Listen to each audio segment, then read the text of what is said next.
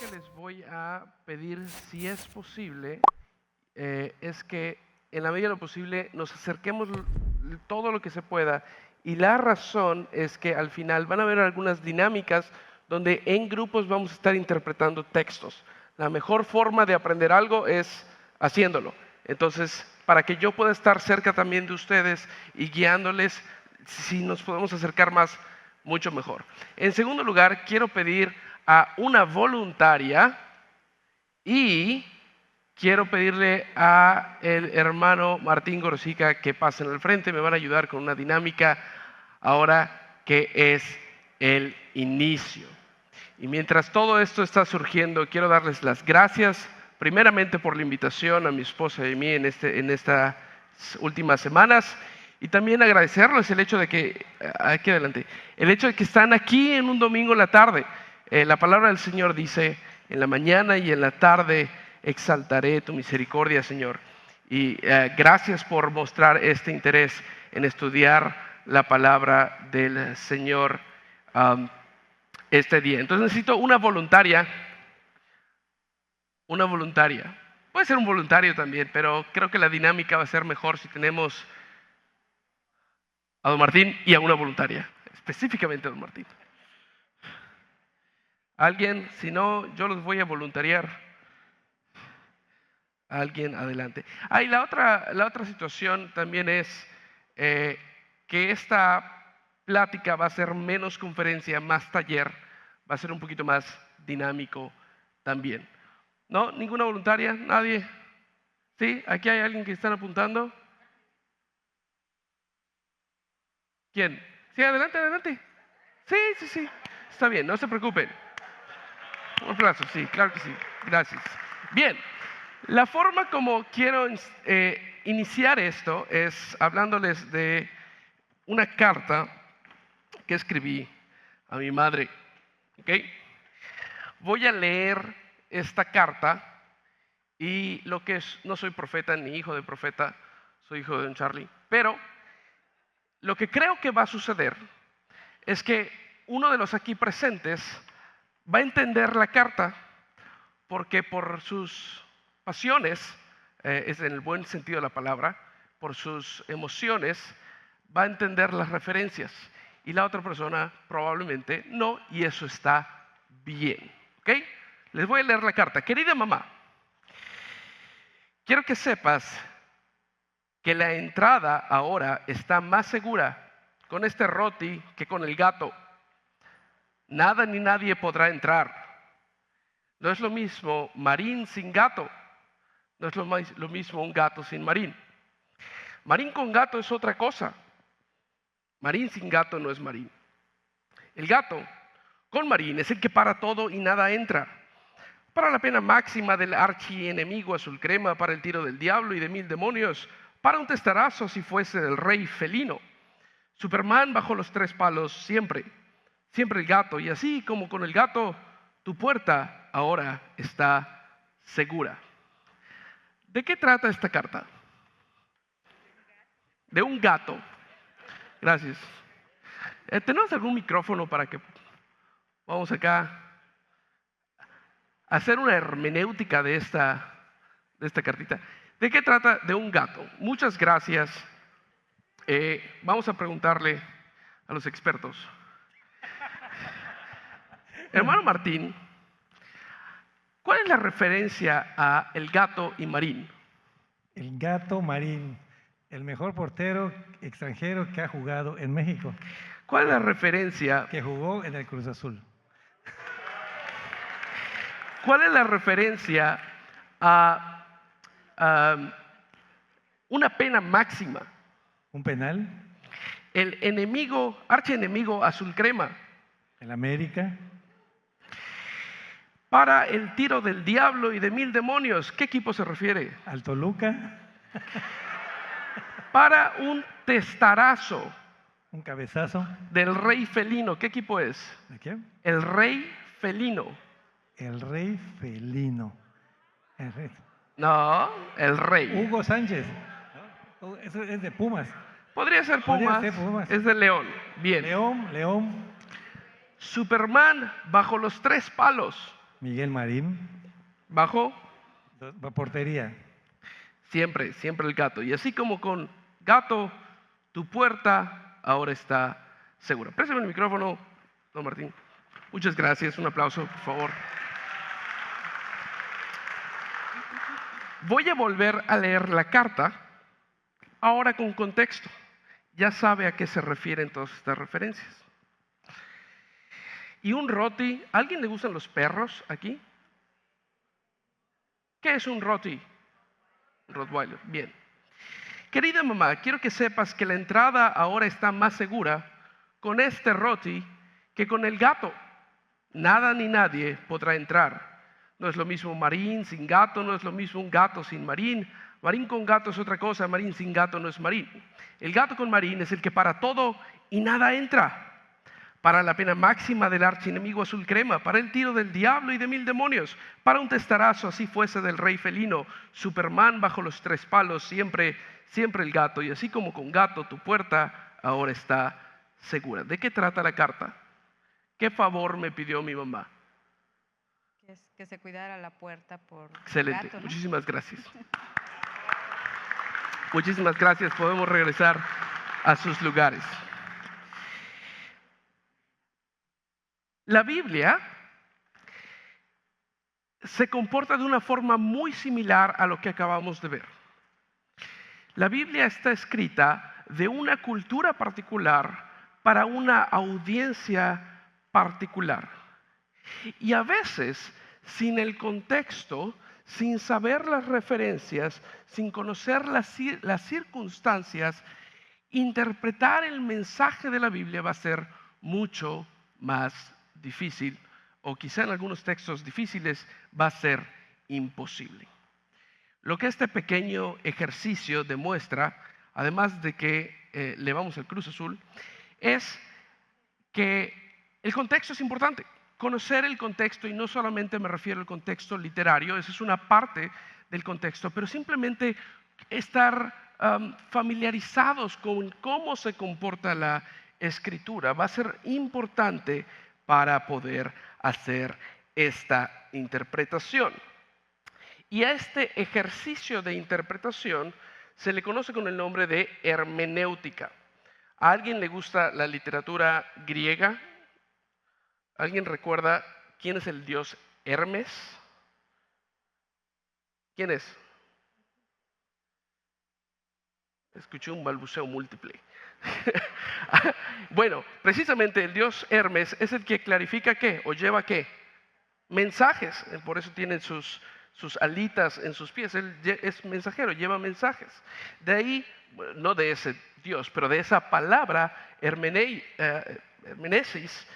que quiere decir interpretación, de ahí viene nuestra palabra hermenéutica. Es la ciencia que nos da los principios y reglas para interpretar básicamente cualquier texto, pero en el contexto en el que estamos, específicamente la escritura. Y es importante hacer una pequeña distinción. Hay un término que es hermenéutica y otro término distinto que es exégesis. ¿Okay? Lo que vamos a ver hoy son principios fundamentales de hermenéutica. La exégesis es un poquito más técnica y tiene que ver con el tipo de literatura con la que nos estamos enfrentando, si es poesía, si es narrativa, si es Antiguo Testamento, si es Nuevo Testamento, los idiomas originales, si fue escrita en griego, si fue escrita en hebreo o en arameo, es un poquito más técnico. Gracias a Dios, sus pastores tienen esta formación y pueden hacer exégesis del texto. Pero la hermenéutica es algo que todos podemos hacer. El leer la Biblia, que ya ha sido traducida fielmente al español, e interpretarla de una forma correcta y interpretarla de una forma, como quiero tratar de demostrar, bíblica, es algo que cualquiera de nosotros puede hacer. Entonces, no vamos a ver exégesis el día de hoy, y lo digo porque quizá uno haya venido pensando, me encantaría tratar específicamente con cómo lidiamos con las listas de Primera de Crónicas. eso tiene que ver más con exégesis, es un poquito más técnico. Vamos a mencionar algunas cosas y los principios que voy a mencionar nos van a servir para mejorar nuestra interpretación, pero va a ser un poquito más general, ¿ok? Vamos a hacer hermenéutica.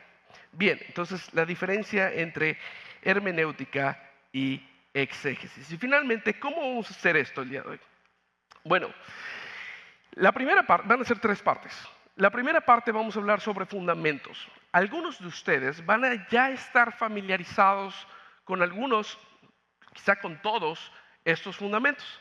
Son simplemente ideas y conceptos que nos van a ayudar a interpretar cualquier texto de la Escritura.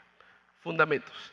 La segunda parte, juntos, ustedes y yo, vamos a irnos a Levítico capítulo 10 y vamos a poner en práctica algunos de estos fundamentos para llegar a una conclusión, para llegar a una interpretación. Y en la tercera parte los voy a dividir y les voy a dar 3 pasajes extremadamente difíciles. Y el punto es que ustedes con estos principios puedan empezar a aplicarlos y a tener una mejor idea de cómo interpretar aún los textos más difíciles. Y platicaba con alguien que me dijo, oye, ¿por qué no les das textos más sencillos para que ellos lo puedan aplicar? Les voy a decir la verdad. La realidad es que las dudas de los discípulos y las dudas del mundo generalmente no vienen de los pasajes más fáciles, vienen de los pasajes más difíciles. Y si ustedes aprenden a lidiar con los pasajes un poquito más complicados, aplicarlo a los pasajes sencillos va a ser mucho más fácil. ¿Ok? Entonces, con esto en mente, vamos a iniciar con el primer fundamento. Y ese se llama inspiración y concurrencia o operación concursiva. ¿Qué significa esto? Un breve recordatorio. Número 1, 2 Timoteo 3:16. Toda escritura es inspirada por Dios. En segundo lugar, cuando hablamos de inspiración, Pedro nos dice que sí es inspirada por Dios, pero la forma como fue inspirada es que el Espíritu llevó o cargó o empujó a los autores humanos. Escuchen lo que dice Pedro. Así tenemos, esto es 2 Pedro 1, 19 al 21. Así tenemos la palabra profética más segura, a la cual hacéis bien en prestar atención, como una lámpara que brilla en un lugar oscuro hasta que el día despunte y el lucero de la mañana aparezca en vuestros corazones. Pero ante todo sabed esto, que ninguna profecía de la Escritura es asunto de interpretación personal, pues ninguna profecía fue dada jamás por un acto de voluntad humana, sino que hombres inspirados o llevados por el Espíritu Santo hablaron de parte de Dios. Este es un principio interpretativo porque nos recuerda que por un lado tenemos autores humanos y por otro lado tenemos un autor divino. Y tenemos que hacer caso a lo que ambos están, a la intención de ambos, el autor divino y el autor humano, al escribir su texto. ¿Qué va a pasar con los autores humanos? Bueno, van a tener circunstancias históricas específicas. ¿Qué va a pasar con el autor divino? Va a tener verdades eternas, ¿no es cierto? Tenemos que aprender a distinguir ambas. ¿Qué va a pasar con la cuestión humana? La cuestión humana va a mostrar diferentes estilos. ¿Por qué de pronto 2 de Pedro no se parece a las cartas de Pablo? Bueno, porque son autores distintos. ¿Por qué Lamentaciones es tan diferente a Proverbios? Porque son autores distintos. Y sin embargo, la verdad bíblica es una. Entonces, hay unidad sin eliminar la diversidad. Y por último, es importante recordar al autor divino porque separa este escrito de cualquier otro escrito. No estamos interpretando a Hipócrates, no estamos interpretando a Platón, no estamos interpretando a C.S. Lewis. Estamos interpretando la palabra de Dios. Tenemos que venir ante ella con una postura de gratitud por tener esta escritura, de humildad por haber sido salvados y por tener una entrada ante el trono de la gracia y al mismo tiempo una actitud de dependencia en el Espíritu Santo. Bien, aquí hay una frase que vamos a poner en pausa. Si Dios es el autor último, la Escritura también tiene coherencia orgánica. Esto es cierto, pero lo vamos a ver hasta el punto número 3. Entonces, principio número 1, algo que ya saben, inspiración y concurrencia. Concurrencia tanto Dios como de hombres. Principio número 2, tenemos una revelación trinitaria. No quiero que escuchen lo que no estoy diciendo, ¿ok? No estoy diciendo que nuestra interpretación no es cristológica. Por supuesto que lo es, y vamos a hablar de esto. Por otro lado, nuestra interpretación no solo es cristológica, porque nuestro Dios no es solo Hijo, es Padre, Hijo y Espíritu Santo. El Padre revela la Escritura. El Hijo, como veíamos, es el contenido culminante de la Escritura. Y el Espíritu inspira, como vemos en 2 de Pedro, pero también nos da entendimiento, como vemos en 1 de Corintios. Es a través del Espíritu que podemos hallar toda la verdad, nos dice Jesús en el Evangelio de Juan. Entonces, ahorita vamos a ir a Lucas 24 y ver lo que dice, pero vamos primero a Efesios 1. Efesios, les iba a decir, por supuesto, tengan sus Biblias con ustedes porque las vamos a estar utilizando. Vámonos a Efesios capítulo 1. En Efesios capítulo 1, Pablo comienza con una bendición o una doxología larguísima, que interesantemente en griego todo esto, el versículo 3 al 13 creo, o al 14, es una sola oración. Comienza de la siguiente manera, comenzando en el verso 3. Bendito sea el Dios y Padre de nuestro Señor Jesucristo, que nos ha bendecido con toda bendición espiritual en los lugares celestiales en Cristo, según nos escogió en Él, antes de que fuéramos santos y sin mancha delante de Él. En amor nos predestinó para la adopción como hijos para sí, mediante Jesucristo, conforme al beneplácito de su voluntad, para alabanza de la gloria de su gracia, que gratuitamente ha impartido sobre nosotros en el amado. En Él, refiriéndose al Hijo, tenemos redención mediante su sangre, el perdón de nuestros pecados, según las riquezas de su gracia, que ha hecho abundar para con nosotros en toda sabiduría y discernimiento. Nos dio a conocer el misterio de su voluntad, según el beneplácito que se propuso en Él, con miras a una buena administración en Él. Cumplimiento de los tiempos, es decir, de reunir todas las cosas en Cristo, tanto las que están en los cielos como las que están en la tierra.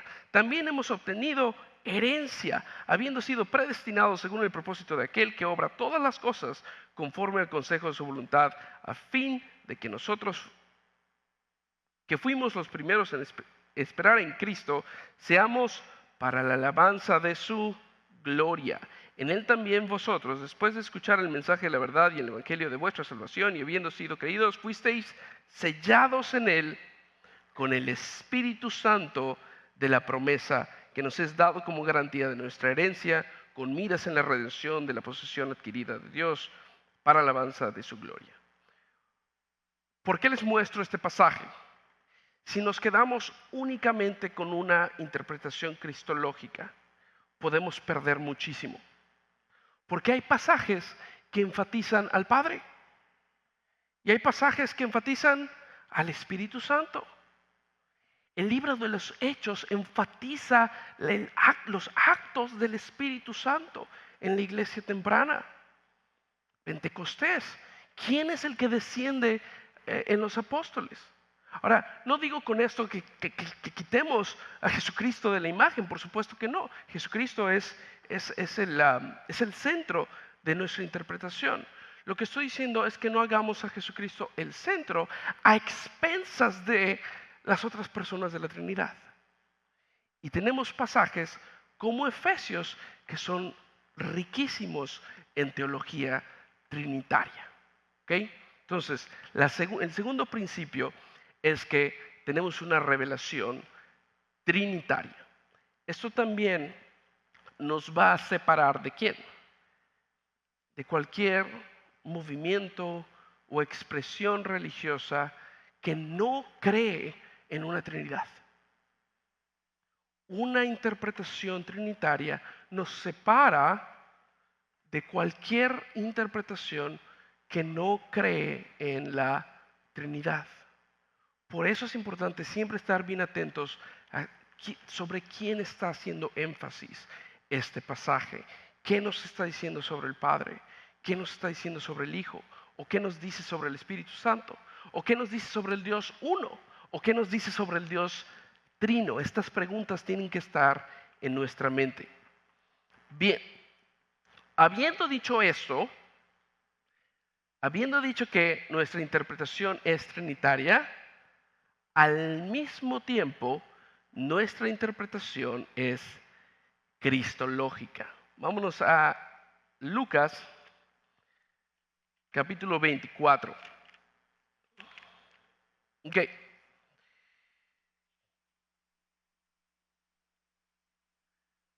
Voy a leer del verso 3 en adelante. Y aquí esto es después de la resurrección de Jesús.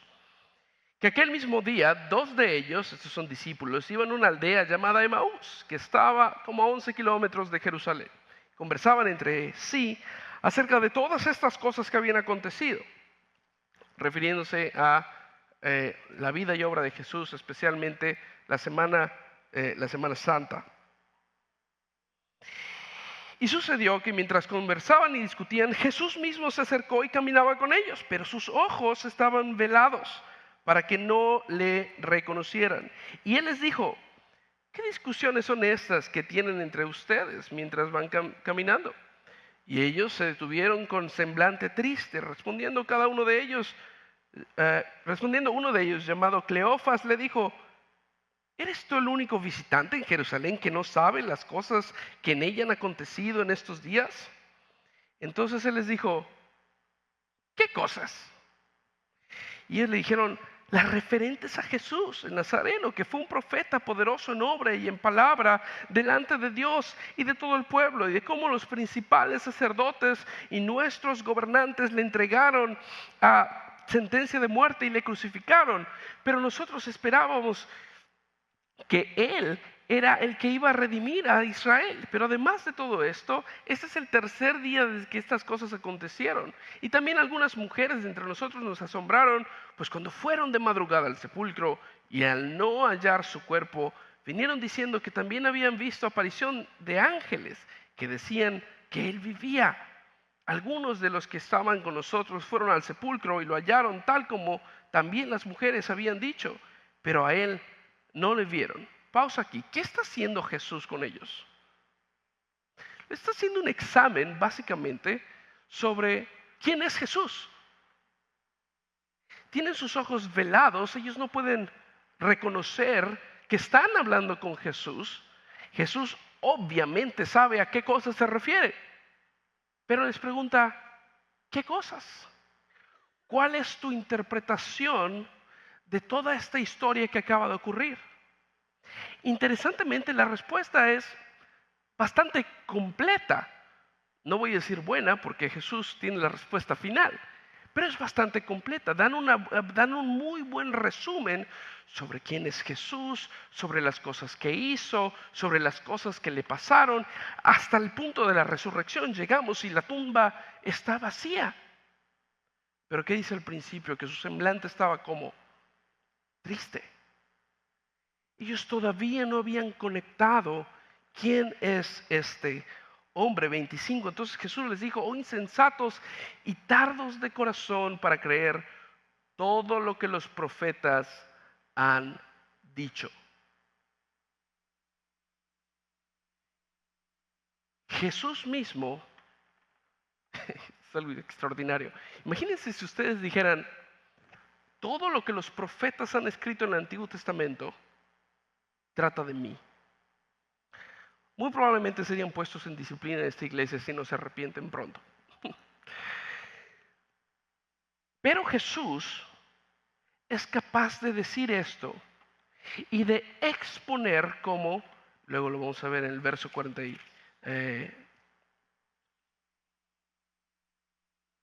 48, 40 y por allá.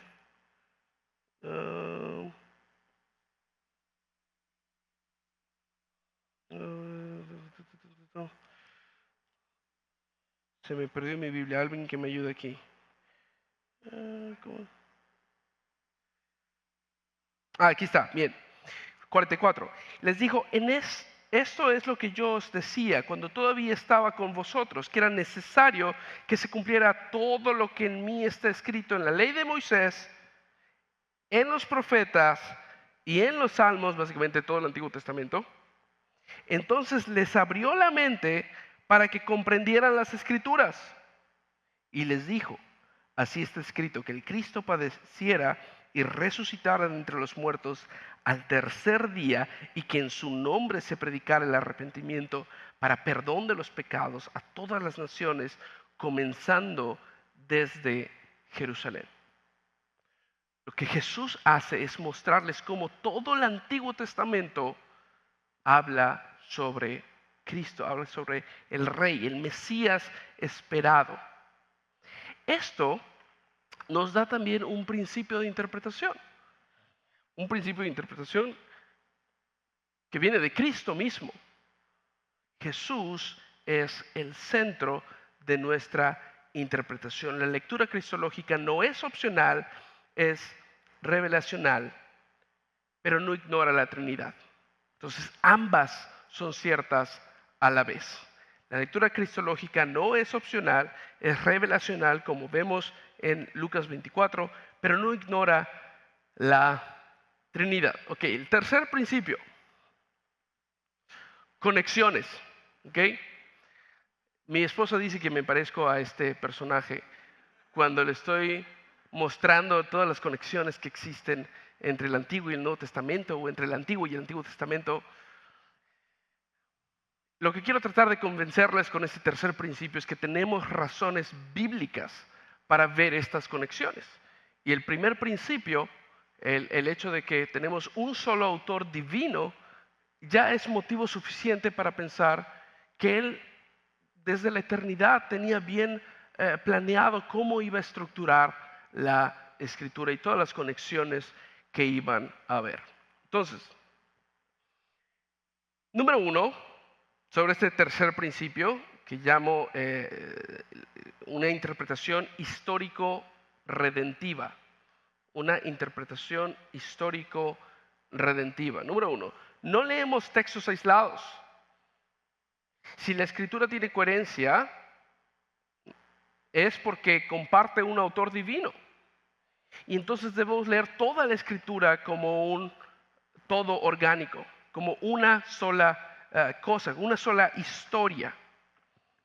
Al mismo tiempo, cada texto se encuentra dentro de una administración de pacto o una época pactual. Entonces, si leemos el Pentateuco, estamos leyendo, depende de dónde leamos, puede ser la época del pacto con Adán, o con Noé, o con Moisés, con Abraham. Después de esto, tenemos en 2 Samuel, capítulo 7, un nuevo pacto con David. Después los profetas empiezan a hablar de un nuevo pacto. Y este nuevo pacto, ¿quién lo establece? Jesús en el Nuevo Testamento. Entonces, depende de dónde estemos leyendo, también tenemos que recordar cuáles son las promesas de esta época pactual. ¿Qué es lo que está pasando en esta etapa redentiva? A veces el pueblo está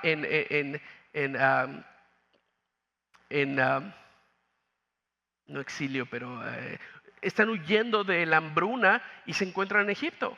Y cuando llegan a Egipto, les va bastante bien, se multiplican y todo está bastante bien, y así termina Génesis. Pero ¿cómo comienza Éxodo? Se levantó un nuevo faraón que no conoció quién era José. Y entonces las cosas cambian.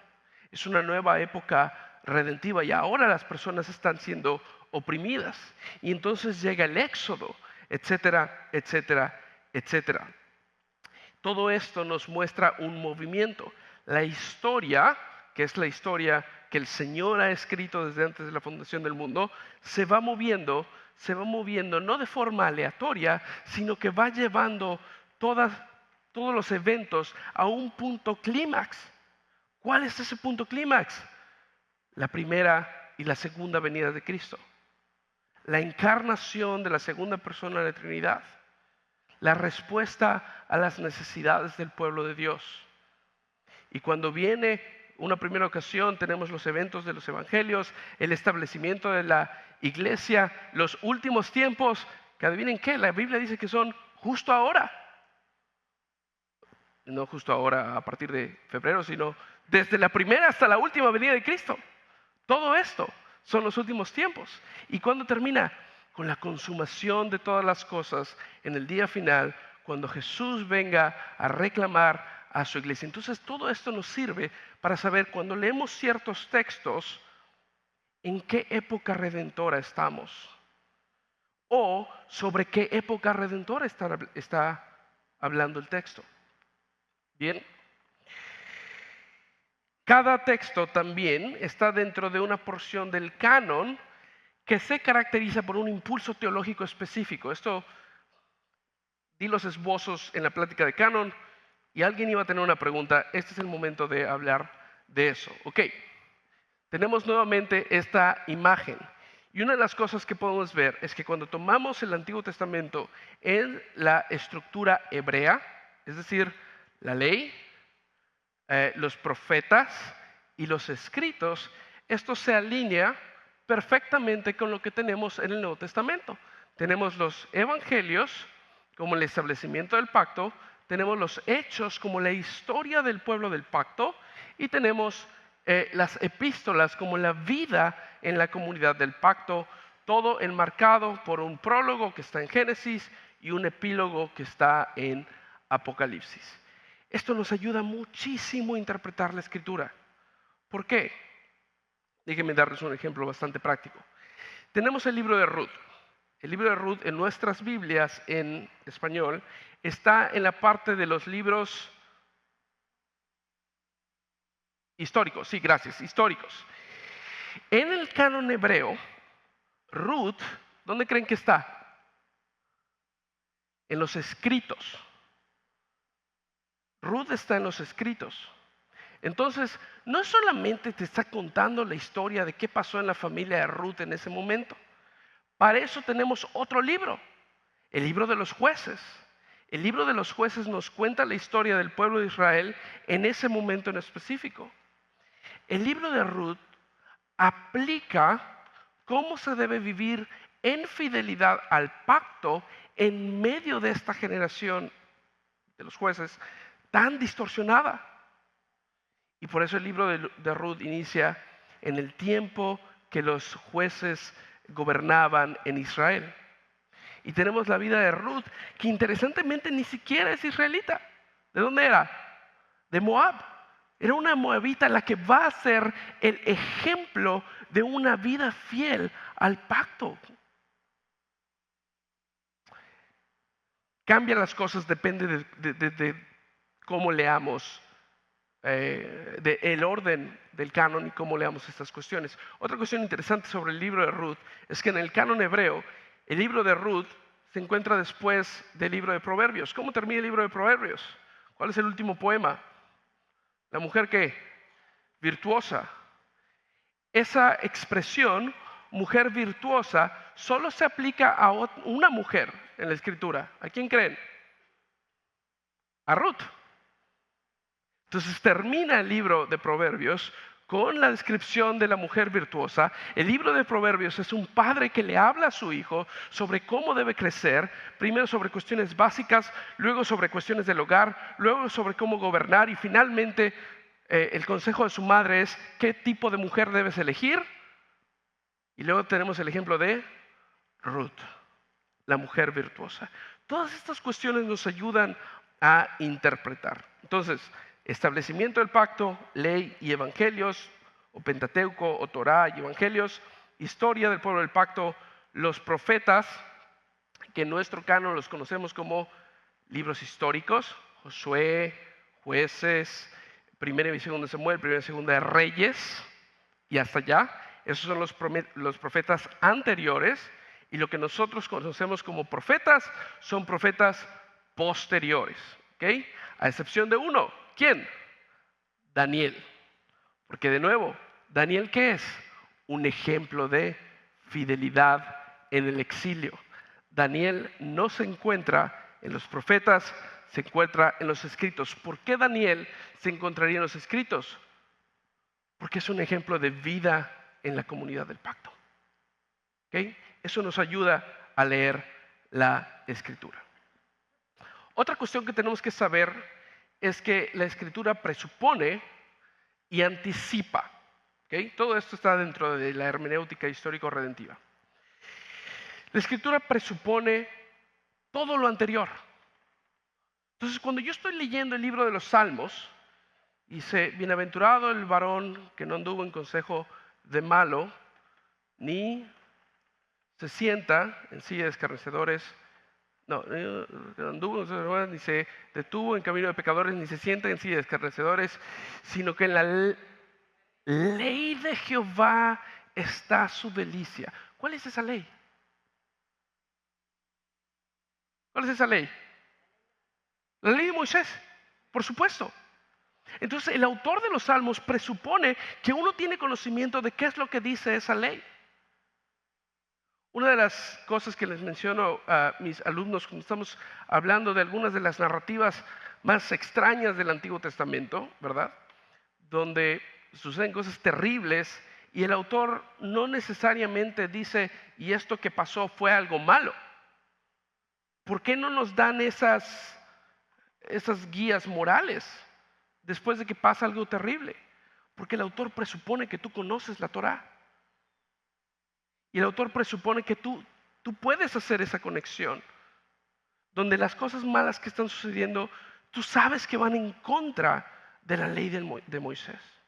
Entonces, una de las mejores cosas que podemos hacer si queremos interpretar la Biblia es estar bien familiarizados con el inicio, con los fundamentos, y esto nos va a ayudar con todo lo que viene después. Pero también anticipa no lo futuro.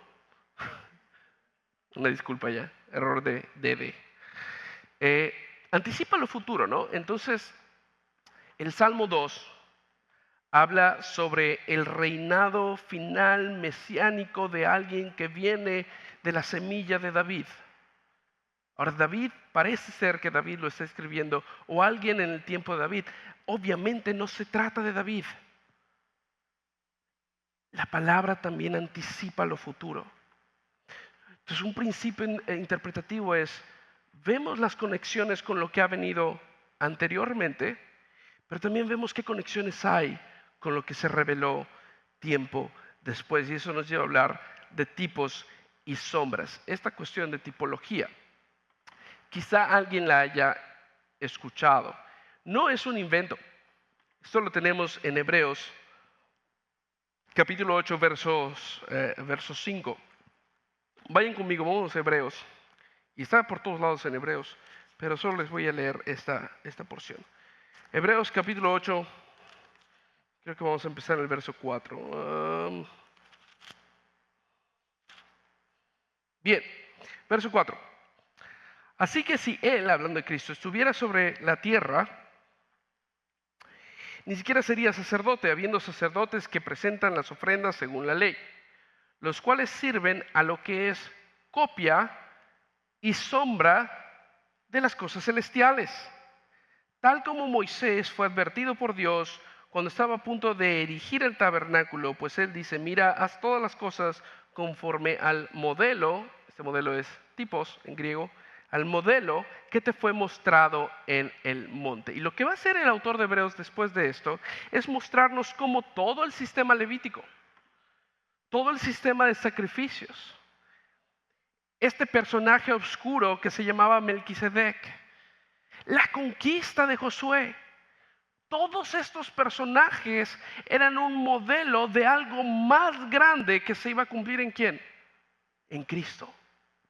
Esto es la cuestión de tipología, ¿ok? Nosotros hacemos estas conexiones. Entonces, un ejemplo, por ejemplo, por qué esto importa es la cuestión de jardín, tabernáculo o templo.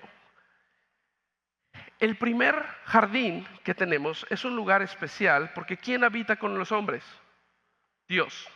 Cuando el hombre peca, ¿qué pasa? Es expulsado del jardín, pero no solo eso, sino que Dios pone a dos guardianes para cuidar la entrada al jardín. ¿Qué guardianes pone? ¿Dos qué? Querubines. ¿Qué tenemos a la entrada del tabernáculo? Dos querubines. ¿Qué tenemos en el centro del tabernáculo? Tenemos el lugar santo, el lugar santísimo. En el lugar santísimo tenemos el arca del pacto. En el arca del pacto tenemos una tapa y en esa tapa tenemos el propiciatorio. El propiciatorio es donde una vez al año entraba el sumo sacerdote, le daba cuello a un pobre corderito y derramaba su sangre allá, demostrando que a través de la muerte de ese cordero, el pueblo iba a ser expiado. Sus pecados iban a ser perdonados. Si ustedes se van al Evangelio de Juan y leen la narrativa de la resurrección, Juan nos dice dos cosas. Número uno, que era más rápido que Pedro. Rebasa a Pedro, llega y lo que él ve es la tumba abierta, entra, está el lugar donde dice estaba el cuerpo de Jesús, solamente sus vestiduras estaban allá y a los dos lados habían dos ¿qué? Ángeles. ¿Qué imagen nos está dando? Nos está dando la imagen, número uno, de que este lugar es un lugar santo.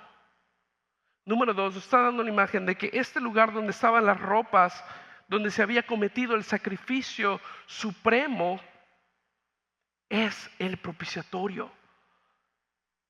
Y si no nos quedó claro, tenemos a los dos ángeles que cuidan la entrada. Estas son las conexiones tipológicas que hacemos. Bien, el cuarto principio. Honestamente no sé cómo esté este asunto aquí. Pero en algunas iglesias y en algunos movimientos hay una distinción demasiado amplia o demasiado grande o demasiado cortante entre lo que es teología bíblica y lo que es teología sistemática. De manera que muchos dicen, tenemos que hacer nuestra teología bíblica primero y después de hacer teología bíblica, entonces hacemos ¿qué? Teología sistemática. Si no están familiarizados con esos términos, básicamente teología bíblica es cómo se mueve la historia de redención, cómo puedo yo trazar la historia de redención. Y teología sistemática es qué cosas, qué conceptos, qué doctrinas nos enseña la Biblia y cómo organizamos estos independientemente de dónde se encuentren en la historia de redención. Entonces, por ejemplo, una categoría sistemática sería la categoría de santuario. Y entonces, ¿cómo hacemos una teología del santuario o teología del lugar santo? Bueno, vemos qué nos dice sobre el jardín, vemos qué nos dice sobre el tabernáculo, vemos qué nos dice sobre el templo, vemos qué nos dice sobre el lugar donde Moisés estaba parado cuando le piden que les quite las sandalias de los pies, vemos qué nos dice, etcétera, etcétera, etcétera. Eso es lo que hace la sistemática. Lo que yo quiero decirles es que no se oponen entre ellas. A veces nuestra teología bíblica nos va a ayudar a clarificar nuestra teología sistemática, como es el caso, por ejemplo, de la teología del pacto o el bautismo de infantes, cosas que quizá específicamente en el Nuevo Testamento no son tan claras, pero cuando lo vemos a la luz de toda la historia de la redención decimos, ok, puedo entender un poquito mejor este punto en particular. A veces va a ser al revés. Y la teología sistemática nos va a ayudar mejor a interpretar un pasaje o con nuestra teología bíblica. Por ejemplo, en los libros de los Salmos, Jesús nos dijo que todos los salmos hablan ¿de quién? De Él. ¿Qué hacemos con los salmos que dicen agarra a nuestros enemigos y rómpele los dientes? categorías sistemáticas. ¿Cuáles son los 3 oficios de Cristo? Jesús es nuestro sacerdote, nuestro profeta y nuestro rey. Y como rey, ¿cuáles son los trabajos de Jesús? ¿Traer qué? Justicia. Justicia. Cuando lo leemos de esta manera, la teología sistemática nos ayuda a interpretar un pasaje que de otra forma sería bastante complejo. Bastante complejo. Bien. Por último, principio número 5, la Biblia como biblioteca. Vámonos a Hebreos capítulo 1, verso 1.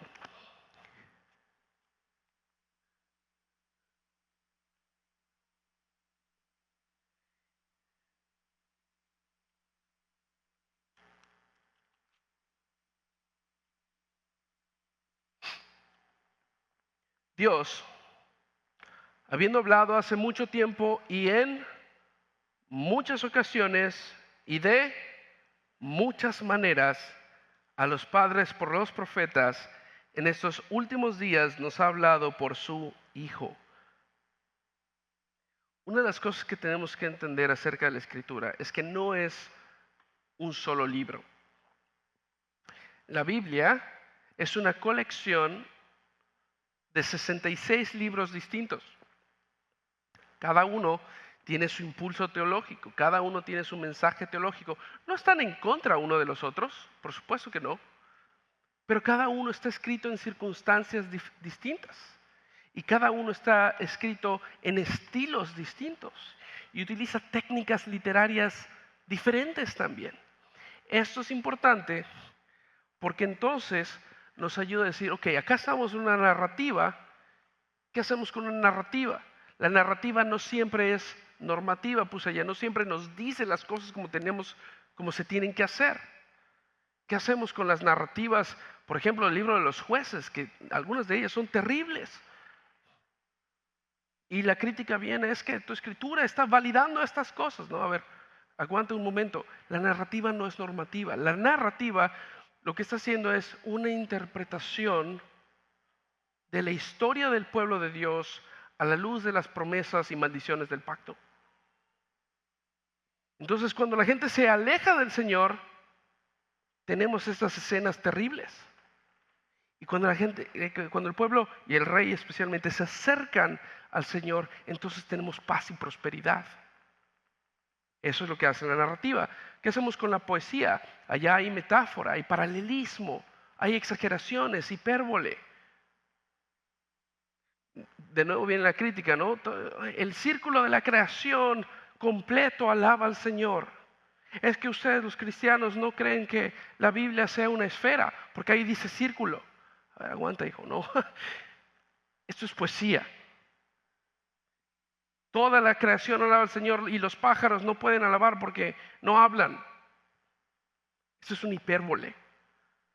Cada libro tiene particularidades que nos ayudan a interpretar de forma correcta. Cuestiones literarias como la repetición, ¿no? Cuando una palabra o una frase se va repitiendo y repitiendo y repitiendo y repitiendo, eso nos ayuda, ¿verdad?, a entender un énfasis. ¿Qué hacemos con las listas? Esas listas que matan a muchos en sus planes de lectura anual. Las listas tienen una función teológica. Ustedes leen Primera de Crónicas, que los primeros 9 capítulos son puras listas de nombres, 8 o 9 capítulos, y uno se pregunta, ¿qué está haciendo esto aquí? ¿Cómo me voy a alimentar espiritualmente de esto? Lo primero que necesitamos saber es, ¿dónde está Crónicas en el canon? Crónicas es el último libro de la Biblia hebrea. ¿Y Crónicas con qué comienza? Con Adán. ¿Por qué creen que el último libro de la Biblia hebrea comienza con Adán? ¿A quién le gusta ver series aquí? No les voy a criticar, no importa, está bien ver series, no tiene nada de malo. Solo no lo vean el domingo en la mañana porque deben estar aquí en la iglesia. ¿A quién le gusta ver series? Okay. ¿Qué pasa cuando hay una serie que es larguísima, larguísima, larguísima? Te pierdes 3 o 4 capítulos. ¿Qué tienes los primeros 5 minutos, un resumen. ¿Cómo empieza Crónicas? Con Adán. Y va repasando todas las generaciones, todo lo que ha pasado. ¿Por qué creen que Crónicas está haciendo esto? Nos está preparando para qué. ¿Qué viene después del último libro del Antiguo Testamento? El Nuevo Testamento. Crónicas entonces es una recapitulación de toda la historia del Antiguo Testamento. Y entonces tiene sentido que empiece con estas genealogías. Y estas genealogías también hacen énfasis en dos personajes importantes, los levitas y el linaje de David, etcétera, etcétera, etcétera. Entonces, las listas tienen una función teológica, los evangelios tienen un propósito evangelístico, no son simplemente biografías. Hay una selección de eventos que se están narrando, porque cada evangelista, cada evangelio también, tiene un propósito específico. Las epístolas son más didácticas y claras, y esto nos ayuda muchísimo, porque si hay un pasaje en el Antiguo Testamento que nos estamos rascando la cabeza, no sabemos qué hacer, pero que luego una epístola la usa, bueno, entonces tenemos un punto, un ancla bastante firme. Nos vamos primero a cómo la usa Pablo, cómo la usa Pedro, la interpretación que es más sencilla de entender en una epístola, y luego con esa luz podemos regresar al Antiguo Testamento y decir, ahora entiendo lo que está pasando. Y por último tenemos también literatura apocalíptica que está llena de simbolismo y recapitulación. Alguien me dijo que hace poco vieron una serie de Apocalipsis en la iglesia. No sé si eso sea así o qué tanto es poco. Bien, entonces, estos son los 5 principios. Bien, lo que quiero hacer ahora es ir rápidamente, eso va a ser rapidísimo, a Levítico capítulo 10. Lo voy a leer con ustedes, lo vamos a ir comentando y vamos a ver a dónde nos lleva esto. Bien, Levítico es un libro tremendamente complicado para algunas personas, porque ahí es donde tenemos leyes tras leyes, tras leyes, tras leyes. Levítico es el segundo bache en nuestro plan de lectura anual. ¿Cuál es el primero? El tabernáculo. Estamos leyendo las leyes del tabernáculo.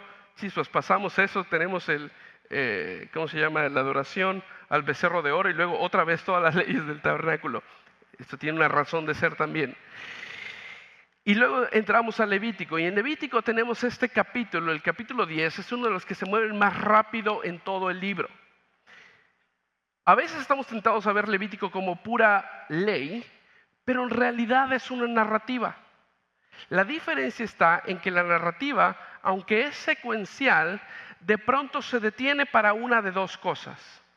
O dar metacomentarios, es decir, una parte en Josué dice, y este río se inundaba tantas veces al año. Y ese es un comentario que nos ayuda a entender mejor qué es lo que está pasando en la geografía del lugar. O se puede detener para darnos detalles. En el caso de Levítico, los detalles que nos está dando es la conversación que Dios tenía con Moisés dentro del tabernáculo, ¿okay? Dentro de la tienda de reunión. Por 9 capítulos, Dios ha dicho qué es lo que tienen que hacer para acercarse al Señor.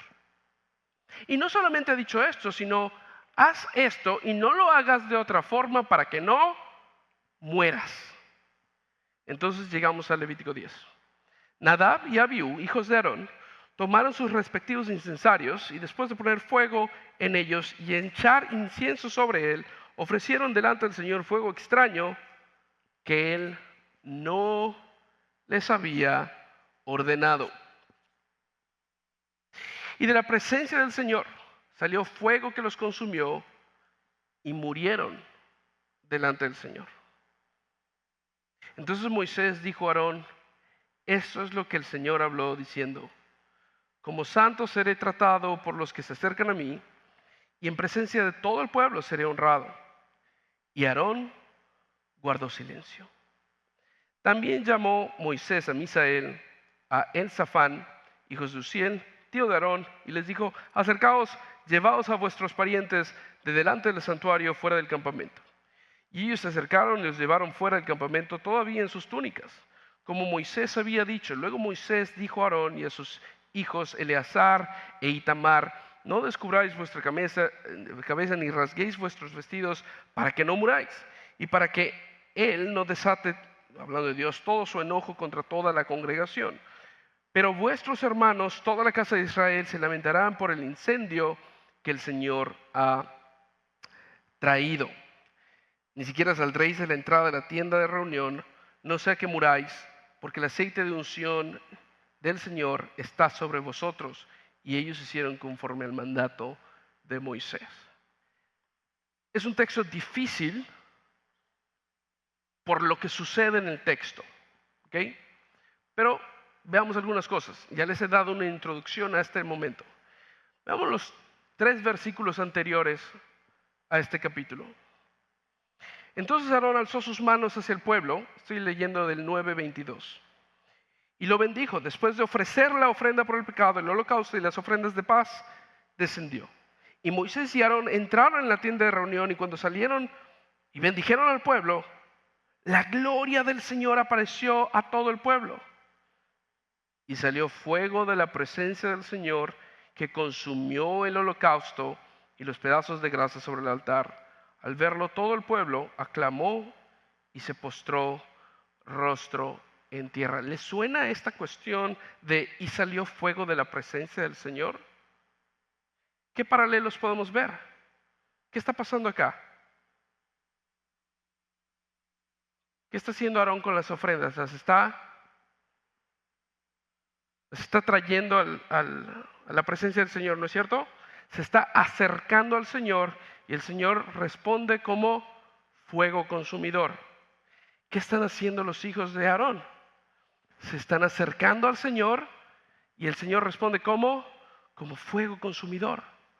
¿Qué podemos sacar de esto? Por ejemplo, el Señor no cambia. Hebreos 10:24 nos dice: el Señor es fuego consumidor. ¿Qué otras cosas podemos sacar? Por ejemplo, ¿en qué porción nos detendríamos en este capítulo, en esta escena?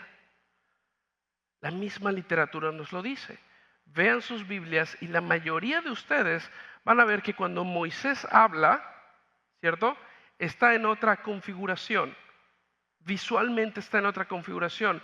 ¿Por qué? Porque lo que Moisés dice es poesía. Como santo seré tratado por los que se acercan a mí, y en presencia de todo el pueblo seré honrado. ¿Por qué Moisés diría un refrán cuando sus sobrinos se acaban de morir?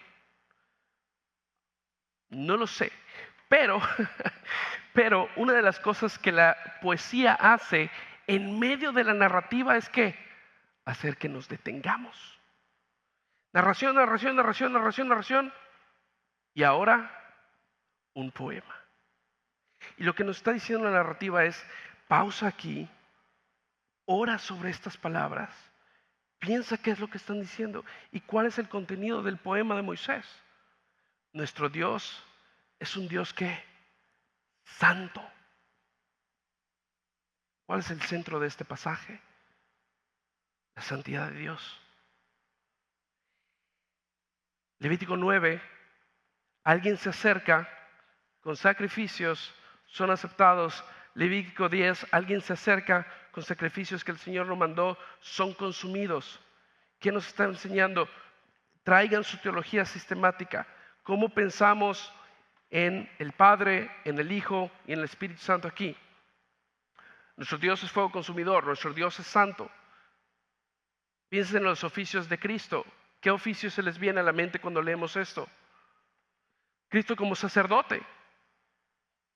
Cristo es nuestro sacerdote. ¿A Cristo le va a pasar esto? ¿Va a venir como una ofrenda que el Señor no mandó? Por supuesto que no. ¿Cómo es la ofrenda que el Señor ofrece?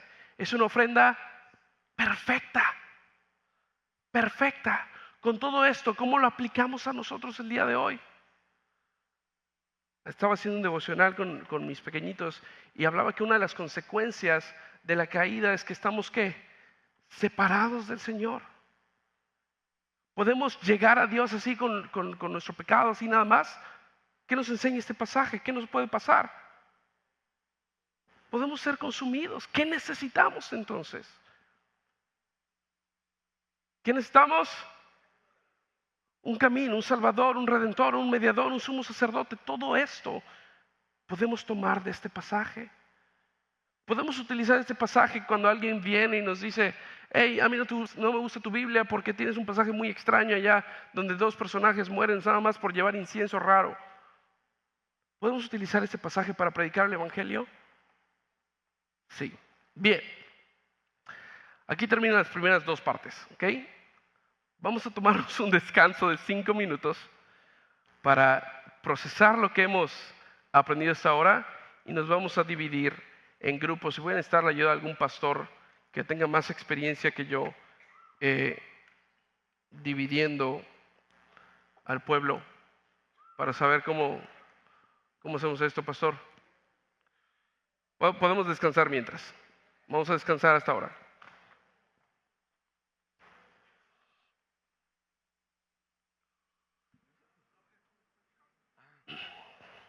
Bueno, vamos a, ¿Lo hacemos por secciones o por...? ¿sí? ¿Grupos de 10? Sí. Grupos de 10. Bueno, hermanos, vamos a reunirnos. A ver, creo que podemos hacer de cada fila de sillas, los grupos de 10, donde no se completen, pueden pasarse al... ¿Sí? ¿Sí me explico? Por ejemplo, aquí se fueron. ¿Qué pasó? Ya no va a haber premios. Ok. O por filas, vamos a hacer por filas. Ajá, sí, me parece bien. Ok. Las dos primeras y luego las siguientes dos. Entonces, y así, aquí sí. vamos a hacer un grupo de 10, esta primera y segunda fila, ¿sí? Acá Está bien, otro acá, grupo de 10, que se enfrenten esas ¿sí? filas. Allá donde así. está Zoe con Néstor, con Lisa, Bien. ahí otro grupo de 10, ¿de acuerdo? ¿Sí? O sea, fila 1 con fila 2, un grupo de 10, otro grupo de 10, fila 3 con fila 4, otro grupo de 10 y otro grupo de 10 por acá.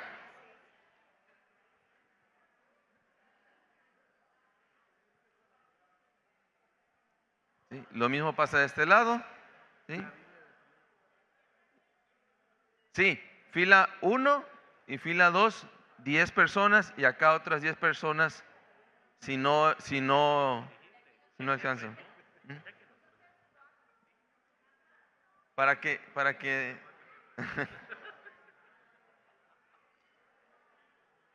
Lo importante es que hagamos grupos de 10 y que no se vayan, hermanos. Y que no se vayan.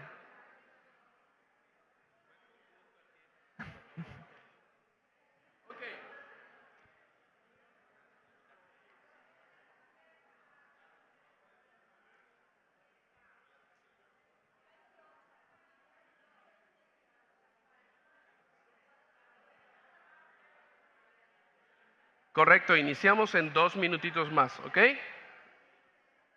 Para que empiecen a conocer a su grupo y platicar de estas cosas. ¿Sí? Empezamos en 2 minutitos más. Vamos, hermanos. ¿Cuántos pastores hay aquí? Acá está el pastor Abdiel, ahí veo Obed. ¿Está el pastor Will por acá? Perfecto, bien. ¿Sí? Ustedes me van a ayudar. Pastor Will, por cierto, ¿De acuerdo? ¿es hoy? A ver. Feliz aquí, cumpleaños, pastor Will. ¿Quiénes son?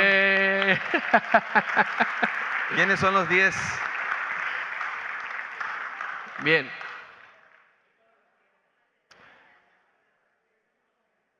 Bien, primero voy a dar las instrucciones Ahí va.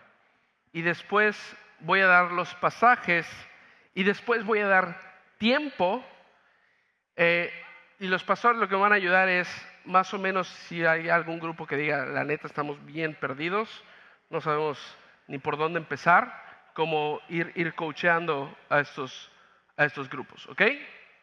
Entonces, les voy a dar unos pasajes que, como dije al inicio, son difíciles, ¿ok? No es un pasaje sencillo. No quiero una exégesis de grado, no me interesa eso. Lo que me interesa es que ustedes con algunas de las, tampoco tienen que usar todas las herramientas que vimos hoy, ¿verdad? Con algunas de las herramientas que vimos y pueden utilizar tecnología, porque en la vida real tenemos tecnología a nuestra disposición. Tantito, lo que quiero que hagan es que apliquen alguno de estos principios para que ustedes puedan decirme, déjenme ponerles aquí, y después no sé qué hice acá.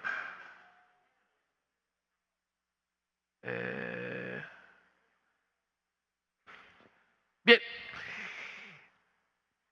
la parte 1 ustedes la pueden discutir en grupo, ¿ok? La parte 1. La parte 2 es la que me gustaría que nos respondan, ¿ok? Con toda la información que ustedes tienen, más o menos, ¿qué nos enseña Dios sobre el Dios Trino? ¿Cuál era el mensaje de la audiencia original? ¿Qué nos enseña sobre nosotros? Y especialmente, ¿cómo podemos aplicar hoy estas cuestiones? ¿Ok? Bien, ahora sí, marquen sus grupos para que les pueda asignar pasajes. Y estos pasajes se van a repetir un poquito. Pero vamos a ver. ¿Este es un grupo? Ok, este es un grupo.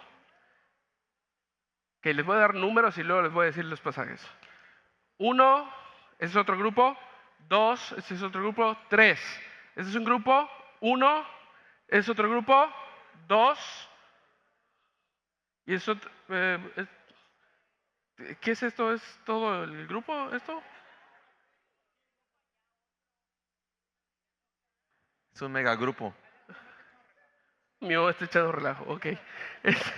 Entre, Allá, ¿ya les di número a ustedes? 3, ok. Entonces, aquí ya les di número. 1, 2, 3.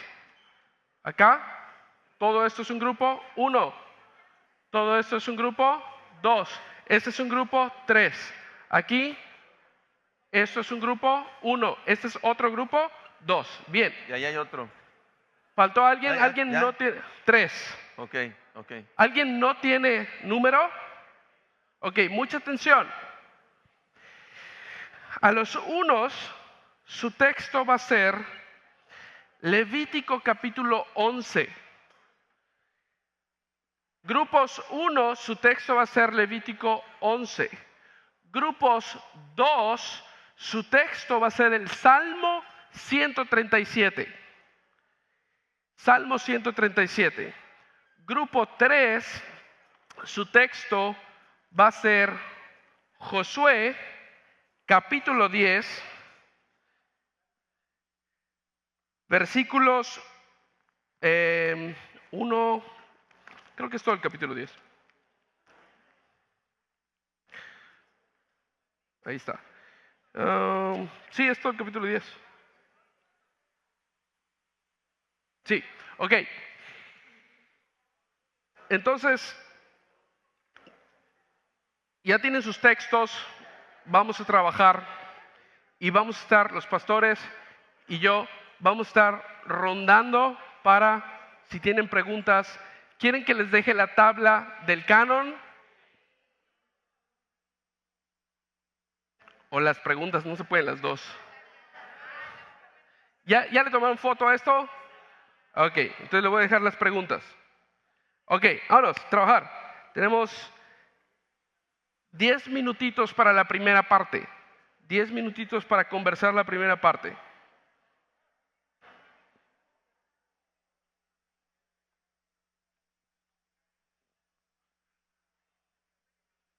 Si alguien tiene alguna duda, puede levantar su mano y alguno, el que esté más cerca se puede acercar.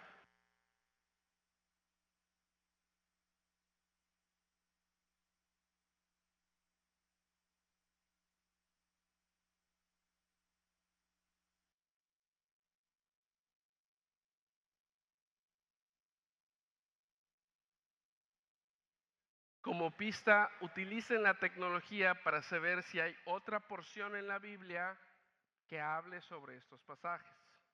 ¿Ok? Como pista. Esto aplica por lo menos a 2 de sus